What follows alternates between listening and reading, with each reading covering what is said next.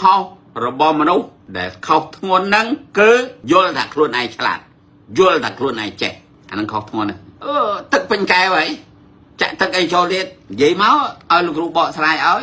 ឬឲ្យលោកគ្រូស្ដីឲ្យឬចង់បានយោបល់ពីលោកគ្រូដាក់ឲ្យយោបល់គ្រូមានហើយ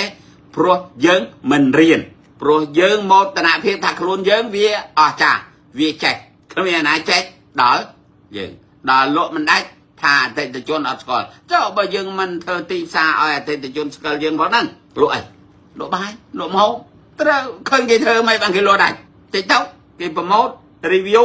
ផ្សព្វផ្សាយអត់ធ្វើលក់តាមតាណាđóដាច់អីទៅទៅហើយអត់យូរទេតកអាលីបន្លែលួយសាច់ស្អុយកម្មករទាលុយថ្លៃទឹកថ្លៃភ្លើងដល់ដែរអាហ្នឹងភុយនេះថាកុំនិយាយលេងអត់បានទេគ្រោះថ្នាក់មិនប្រកាសថាមានលុយហើយរស់ស៊ីចំណេញទេបើគិតមិនដល់ហើយមិនចេះនេះគឺយុទ្ធសាស្ត្រនៃការរស់ស៊ីបើបងប្អូនស្ដាប់ហើយឮហើយ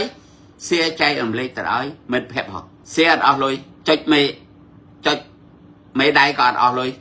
ចុចបេះដូងក៏អត់អស់លុយ follow ក៏អត់អស់លុយថ្លៃអ៊ីនធឺណិតចុះយើងខ្វាយ Facebook អញ្ចឹងលោកគ្រូផ្ដាំទៅបងប្អូនដែលចូលចិត្តលោកគ្រូជា fan របស់លោកគ្រូទាំងអស់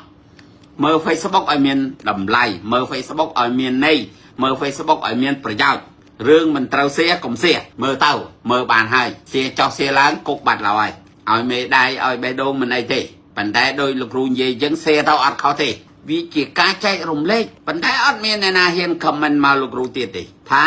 និយាយអញ្ចឹងខ្លួនឯងធ្វើបាននៅនិយាយអញ្ចឹងខ្លួនឯងមានលុយប៉ុន្មានហើយដូចសេហាឯងសួរលោកគ្រូអញ្ចឹងមាន4លាននៅព្រោះហីប្រហែលជាអត់ស្គាល់ច្បាស់ហីអញ្ចឹងលោកគ្រូមិនមែនគ្រូជោគជ័យទេគ្រូជាបុគ្គលជោគជ័យយកការជោគជ័យរបស់ខ្លួនមកចែកលេខអត់មានកំហុសទេគួយ2ម៉ោងឡាយលោកគ្រូគ្រូនិយាយវិទ្យុតាំងពី2011រហូតដល់ឥឡូវប្រហែលឆ្នាំតម្រាំគេស្គាល់ប៉ុណ្ណឹងប្រហែលឆ្នាំហើយចូលយើងចង់និយាយពីវាថ្ងៃមួយអាទិត្យឲ្យគេស្គាល់យើងអី no អត់ទេបងมันអាចធ្វើអីបានងាយស្រួលទេ